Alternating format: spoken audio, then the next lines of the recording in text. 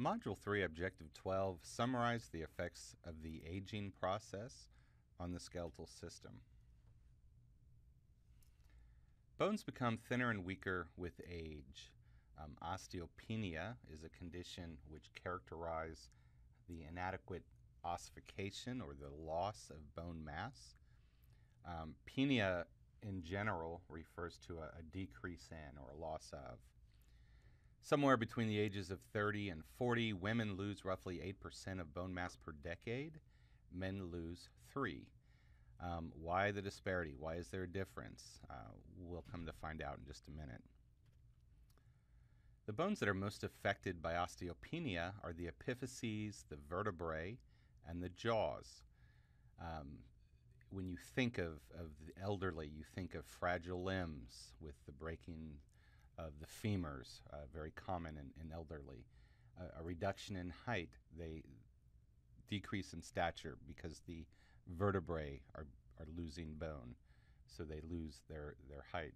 And then tooth loss, so the jaws, as osteopenia affects the jaws, the teeth fall out.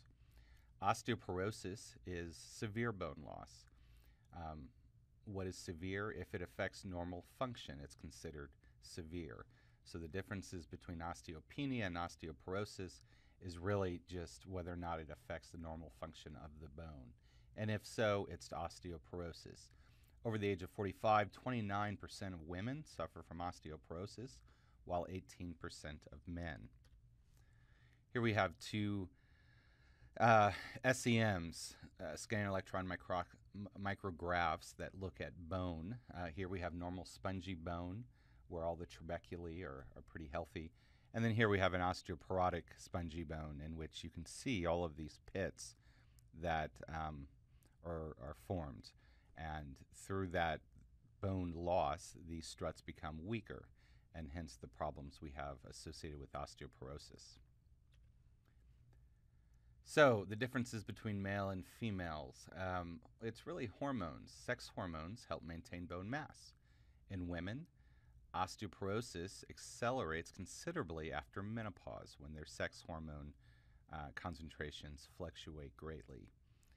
If an individual is suffering from osteoporosis either prematurely or otherwise, we could consider potential cancerous effects. So many cancerous tissues release something called osteoclast activating factor. And OAC